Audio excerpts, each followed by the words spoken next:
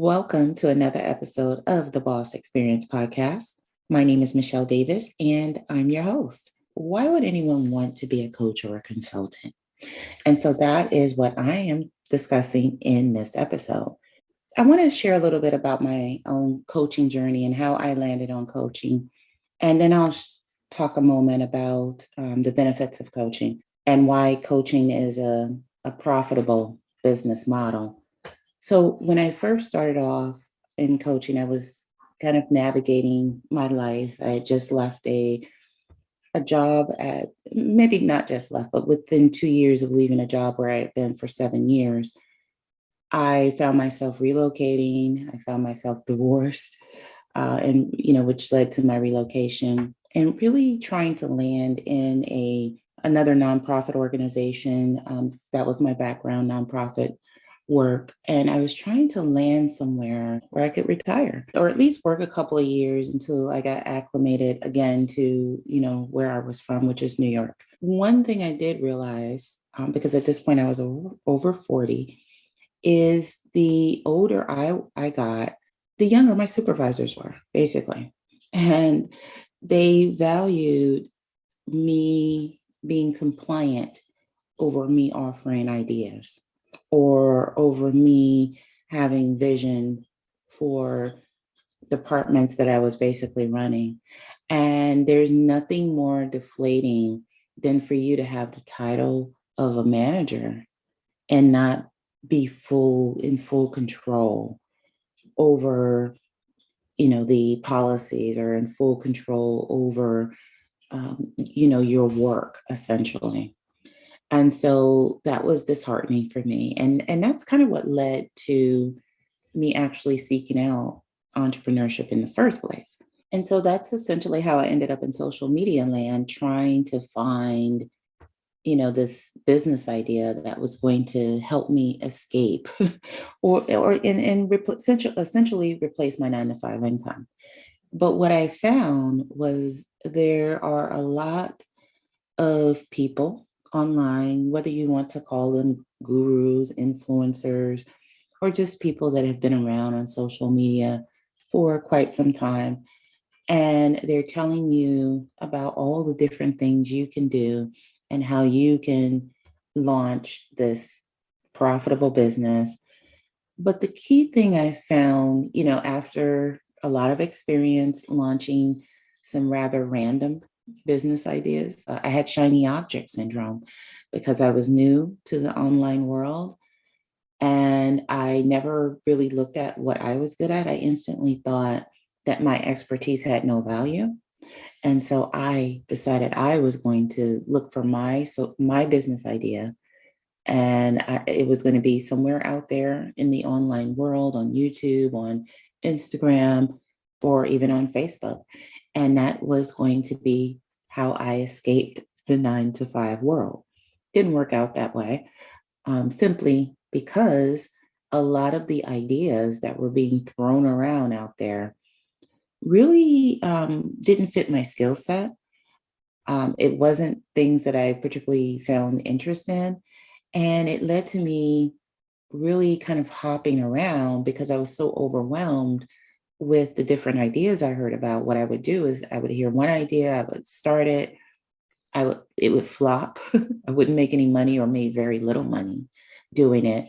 So then I would hop on to the next idea and get involved in that, buy a course, and thinking maybe that was the answer why I didn't do well with the last business idea. And that didn't work for me either. And what I ended up doing was launching a lot of random businesses that were never, ever, ever going to generate any income for me, certainly not replace a 9 to 5 income. You would be lucky with a lot of the business ideas that you hear about to really earn the level of income that you need to support yourself and your family, particularly, if you're over the age of 40, you have kids, you have stuff going on.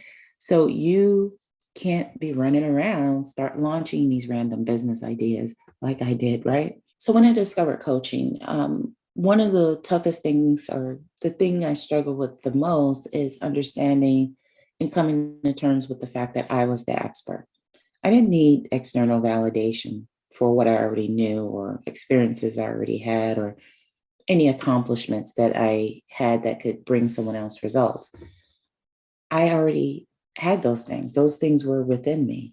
And that was the biggest struggle for me when I made the transition into even thinking about starting a coaching business because I had all of the knowledge, skill, and expertise within me. I just had to tap into exactly what I was going to build my business around. As a person over 40, I have a lot of life experience and I have a lot of experience in my career in the workplace. When you have such a wide range of experience, you just need to figure out, and zoom in on what you're going to build your business around and how you're going to package and price everything and the layout, your framework. What is that going to look like? The thing that I liked most about, becoming a coach and looking at coaching as a profession is it was something that allowed me to leverage my own expertise and it actually had the profit margin that I needed that enabled me to replace my 9 to 5 income. After all, why are we starting businesses if we can't make the money that we desire? And coaching to me was the pathway for me to actually match what I was making in my 9 to 5 and exceed it. So I know what you may be thinking. You may be thinking, well, okay, so you're a coach that helps people turn their expertise into a coaching or consulting program. Why exactly would anyone need to hire a coach to become a coach if they already have the expertise? And here's what I learned.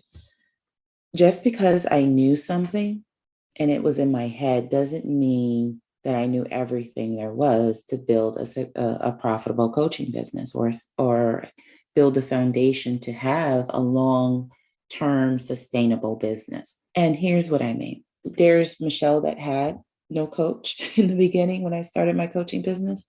And there's Michele that invested in a coach.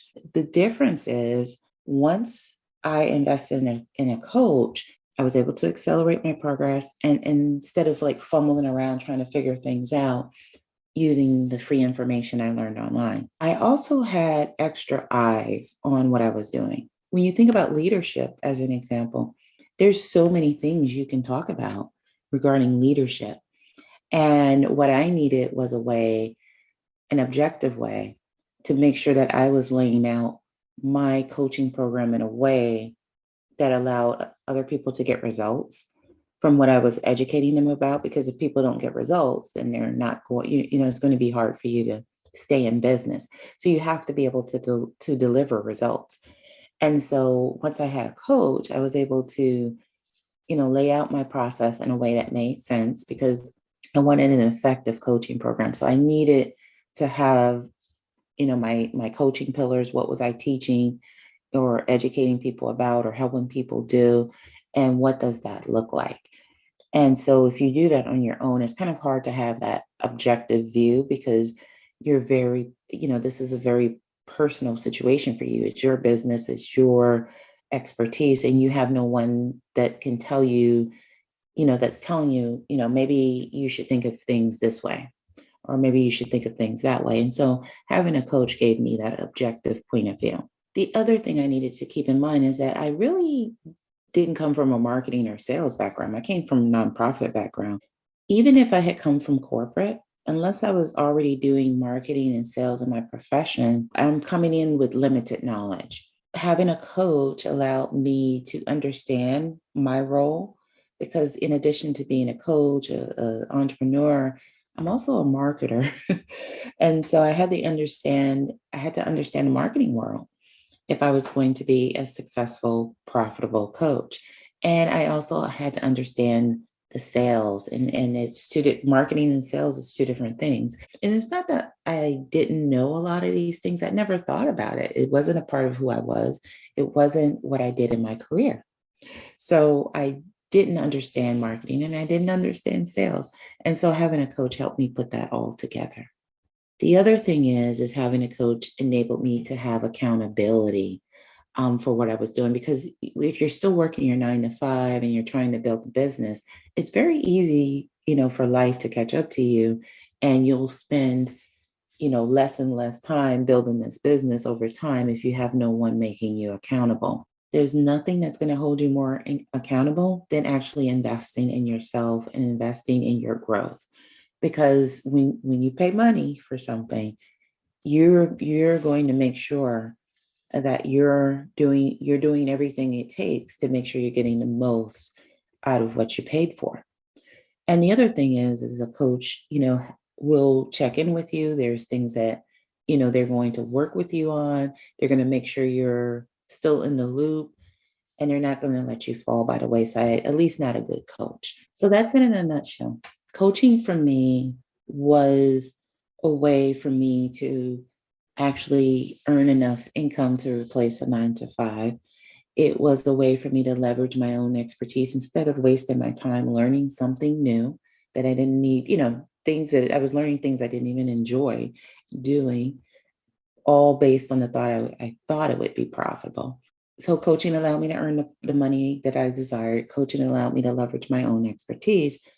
And then coaching allowed me to decide if I wanted to be part-time, full-time, because there was so much flexibility in it. I'm in control of how I design my program, and I'm in control of how I work with my clients. Should everyone be a coach? No, it's all, if it's not within you to be a coach, coaching may not be for you. And I have a previous episode where I talk about, the characteristics of a good coach.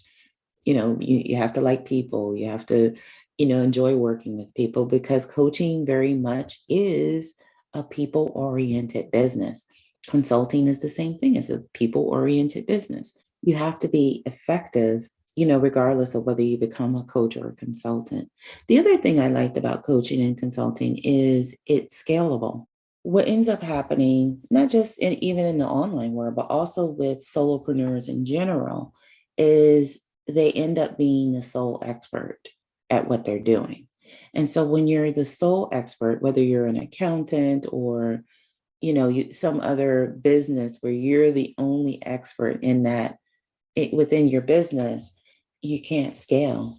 You're only limited to working with so many people at once. And for me, coaching and consulting was a business model that allowed me to build it in a way. Yes, I'm the expert, but you can also have a team that you can build up or train to take on certain responsibilities within the organization. There, you can also have group coaching programs where it's one to many, as opposed to spending your time doing individual one-on-one sessions. So there's so many different ways to deliver coaching. So with that being said, that is the reason that coaching is a profitable business model. So with that being said, that it's a wrap. That's the end of this episode. I want to thank you for tuning in to this episode of the Boss Experience Podcast. I hope you got tons of value. And if you ever have questions about any of the information that I deliver in the podcast, my contact information is below. And then you can always visit ceoblueprintacademy.com. So with that being said, thanks for tuning in, and I hope you'll tune in to a future episode of the Boss Experience Podcast. Bye.